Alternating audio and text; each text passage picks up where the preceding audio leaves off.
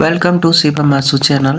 Today I will be decide very immersive challenge for every students. आज हम एक सी बात करने वाले हैं ऐसी चुनौतियों पर जिसका सामना लगभग हर छात्र करता है, लेकिन बहुत कम लोग उसे सही मायने में मास्टर कर पाते हैं। आज हम शुरुआत से एक बेहद व्यवस्थित और प्रभावी डेली स्टडी सिस्टम तैयार करेंगे। इसे एक ऐसे ब्लूप्रिंट की तरह समझिए जो आपके बड़े और कठिन प्रतियोगी परीक्षाओं में सफलता हासिल करने में मदद करेगा। तो चलिए सीधे से शुरू करते हैं। आप जरा सोचिए 11th क्लास में पूरा सिलेबस या फिर जेई और यूपीएससी जैसी परीक्षाओं का विशाल पाठ्यक्रम होता है, लेकिन वेक्टर मैथ्स से लेकर एस्ट्रोनॉमी तक सब कुछ कितना भारी होता है।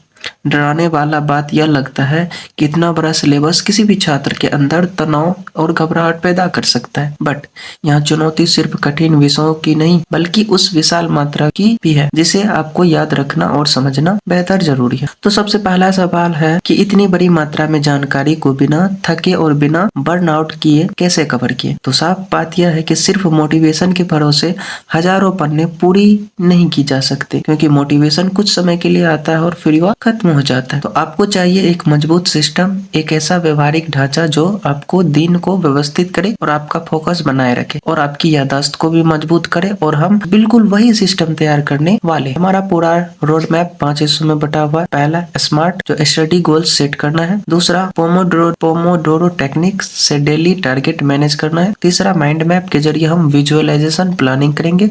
चौथा कलर और टाइपोग्राफी का सही इस्तेमाल करेंगे और अंत में हम अपना अल्टीमेट मास्टर प्लान तैयार करेंगे। सबसे पहले बात करते हैं स्मार्ट स्टडी गोल्स। इसका मतलब यह है कि आज बहुत सारा पढ़ाई करूंगा, जैसे स्पष्ट इरादे को छोड़कर बेहतर, स्पष्ट और वास्तविक लक्ष्य बना। हम सबके साथ ऐसा हुआ है कि सोमवार को बहुत जोश होता है लेकिन गुरुवार आते आते दिशा खो जाती है। ऐसा इसलिए होता है क्योंकि हमारे लक्ष्य वास्तविकता रूप से जुड़े नहीं होते। स्मार्ट तरीके से लक्ष्य बनाने का मतलब है कि आपका टारगेट स्पेसिफाई और क्लियर हो। उदाहरण के लिए जैसे आज थोड़ा मैथ्स पढ़ लूं कहने के बजाय आपका लक्ष्य होना चाहिए अगले 1 घंटे में सीक्वेंस और सीरीज के 25 सवाल 90% एक्यूरेसी के साथ हम हल करो। इसी तरह अंग्रेजी में आपका लक्ष्य स्पष्ट होना चाहिए, जैसे रीडिंग कॉम्प्रिहेंशन की एक विशेष स्किल को बेहतर बनाना है, जबकि आपको पता होता है कि सफलता कैसी दिख, तब अपना दिमाग ज्यादा केंद्रित होकर काम करता है। अब आते हैं दूसरा चरण, डेली टारगेट और टेक्निक्स के ऊपर। अपने डेली टारगेट्स पूरे करने के लिए आपको समय समय की सही तरीके से मैनेज करना होगा और यही टेक्निक सबसे ज्यादा मदद मिलती है। अगला है, इसी तकनीक का आप अपनी पढ़ाई में 25 मिनट का फोकस्ड सेशन में बांटते हैं, जिससे आप 5 मिनट का थोड़ा सा ब्रेक ले और उन 25 मिनटों के दौरान आप पूरा ध्यान केंद्रित करके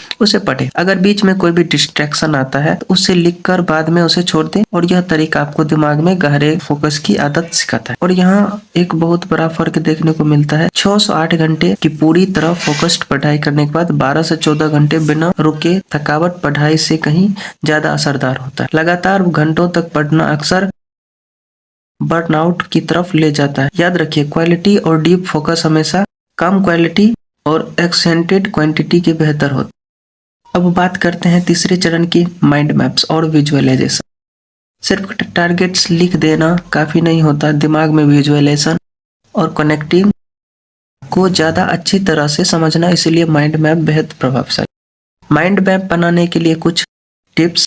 सबसे पहले आपका मुख्य लक्ष्य पेज के बीच में लिखें, फिर उससे जुड़ा स्मार्ट टारगेट की शाखाएं बनाएं। हर शाखाएं में छोटे छोटे कीवर्ड्स या सिंबल्स जोड़िए। अगला पॉइंट है, अलग अलग विषयों के बीच कनेक्शन दिखाएं और दिन भर में उसे रिफाइन करते रहे। लेकिन यहाँ एक बहुत जरूरी बात है, माइंड मैप में कभी भी लंबे सेंटेंस मत लिखिए। छोटे छोटे कीवर्ड्स या 2-3 शब्दों का इस्तेमाल करें। इससे आपका दिमाग जरूरी जानकारी को जल्दी पकड़ता है और मेमोरी लिंक ज्यादा मजबूत बनाए। अब आते हैं चौथे चरण पर, कलर और कलर फॉन्ट। विजुअलाइजेशन साइकोलॉजी पढ़ाई में बहुत बड़ा रोल निभाती है। सही रंग और साफ लिखावट आपकी कॉन्वर्सेशन और रिलेशन को बहुत स्तर तक बढ़ा सकती है। जैसे रेड रंग जरूरी है और अर्जेंट टारगेट के लिए इस्तेमाल करें। येलो पॉजिटिव और लर्निंग एनर्जी को दर्शाता है और व्हाइट बैकग्राउंड नीचे जो चीज साफ सुथरी है उसे रीडेबल बनाए रखता है। यदि आप डिजिटल नोट्स बना रहे हैं या हाथ से लिख रहे हैं तो टेक्स्ट हमेशा साफ और बोल्ड रखें। हेडलाइन छोटी सी स्पष्ट होनी चाहिए और टेक्स्ट व बैकग्राउंड के बीच कॉन्ट्रैक्ट अच्छा होना चाहिए। एक क्लीन विजुअल स्ट्रक्चर मानसिक थकान को काफी कम कर देता है। अब पहुंचते हैं आखिरी चरण, योर सक्सेस मास्टर प्लान। अगर आप इस पूरे सिस्टम को लंबे समय तक सफलतापूर्वक अपनाना चाहते हैं तो बैलेंस बेहद जरूरी है। कई सफल एग्जाम एस्पिरेंट एक ऐसा वीकली सिस्टम फॉलो करते हैं, जैसे कि 6 दिन पूरी डिसिप्लिन के साथ पढ़ाई, लास्ट में रविवार को सिर्फ रिवीजन और मॉक टेस्ट और सेल्फ इवोल्यूशन के लिए उसे यूज कर। यही बैलेंस आपको लंबे समय तक कंसिस्टेंस बनाए रखता है। और अगर आप सोच रहे हैं कि क्या इतनी स्ट्रगल प्लानिंग सच में काम करती है, तो जवाब है हाँ। 2025 या 2026 में बड़ी बड़ी मेटा एनालिसिस में पाया गया कि structure powered based study method ने फोकस बढ़ाने और फेटिंग कम करने के लिए कारगर मदद हुआ है। यानी साइंस से भी ब्लूप्रिंट को सपोर्ट मिलती है। तो अंत में आपसे सिर्फ ये कहना चाहता हूँ कि आज ही हमें अपने स्टडी शेड्यूल को देखिए और क्या आपका कल का लक्ष्य वास्तव में स्मार्ट है या सही है। तो आपको पता है कि पहला 25 मिनट टाइमर शुरू करते हुए आपको क्या जीतना है और क्या करना है।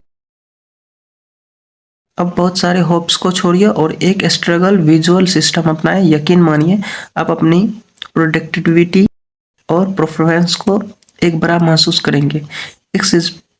इस एग्जाम्पलर को देखने के लिए बहुत से धन्यवाद।